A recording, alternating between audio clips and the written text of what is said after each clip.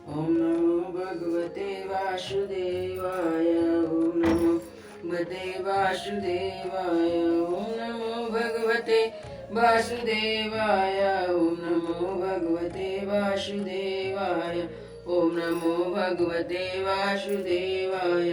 श्रीमद् भागवत महापुराण द्वितीय स्कंद। राजा परीक्षित के विविध प्रश्न।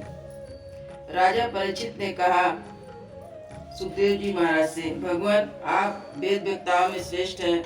मैं आपसे यह जानना चाहता हूँ कि जब ब्रह्मा ने निर्गुण भगवान के गुणों का वर्णन करने के लिए नारद जी को आदेश दिया, तब उन्होंने किन किन और किस रूप में उपदेश किया। एक तो अचिंत शक्तियों के आश्रय भगवान की कथाएं ही लोगों को परम कल्याण करने वाली है। दूसरी देवर्षि नारद सबको भगवत दर्शन कराने का स्वभाव है। अवश्य आप उनकी बात मुझे सुनाइए।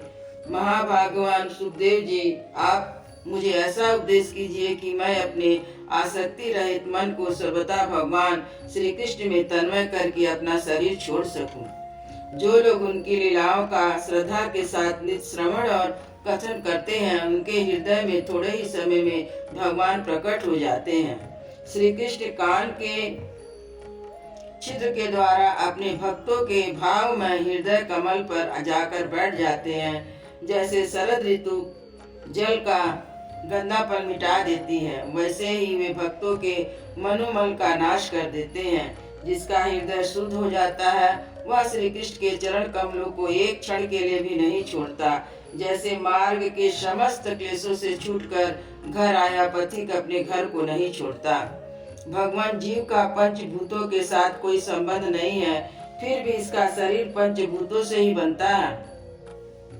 तो क्या स्वभाव ही ऐसा होता है, तो किस कारणवश आप इस बात का मर्म पूर्ण रीति से जानते हैं। आपने बतलाया है कि भगवान की नाभि से वह कमल प्रकट हुआ जिसमें लोकों की रचना हुई। वह जीव अपने सीमित आयु से जैसे परिच्छिन्न है, वैसे ही अपने परमात्मा को भी सीमित अवयव में परिचिन सा वर्णन किया। यह बात क्या है? जिनकी कृपा से सर्वभूत में ब्रह्मा जी प्राणियों की सृष्टि करते हैं, और जिनके नाभि कमल से पैदा होने पर भी जिनकी कृपा से ये उनके रूप का दर्शन कर सके थे, वे संसार की स्थिति उत्पत्ति और प्रलय के हेतु सर्वंतर्यामी और माया के स्वामी परम पुरुष परमात्मा अपनी माया का त्याग करके किसमें और किस रूप में शयन करते हैं। पहले आपने बतलाया कि विराट पुरुष के अंगों से लोक और लोकपालों की रचना हुई। फिर भी यह बतलाया कि लोक और लोकपालों के रूप में उसके अंगों की कल्पना हुई। इन दोनों का तात्पर्य क्या है?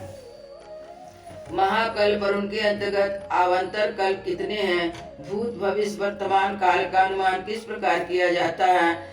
क्या स्थूल देहाभिमान जीवों की आयु भी बढ़ी हुई है? ब्राह्मण श्रेष्ठ काल की सूक्ष्म गति, त्रुटि आदि, स्थूल गति, वर्ष आदि किस प्रकार जानी जाती है?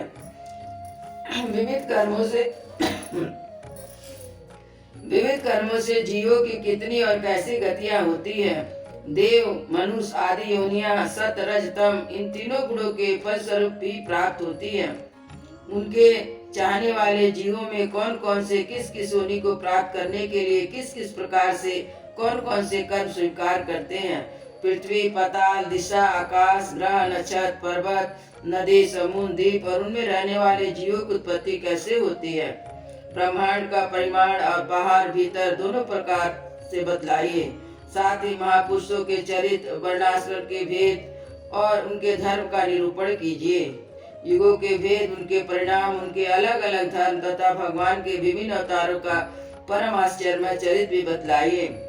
मनुष्यों के साधारण और विशेष धर्म कौन कौन से हैं? भिन्न भिन्न व्यवसाय वालों लोगों के, राजर्षियों के और विपत्ति में पड़े हुए लोगों का धर्म उपदेश कीजिए। तत्वों की संख्या कितनी है?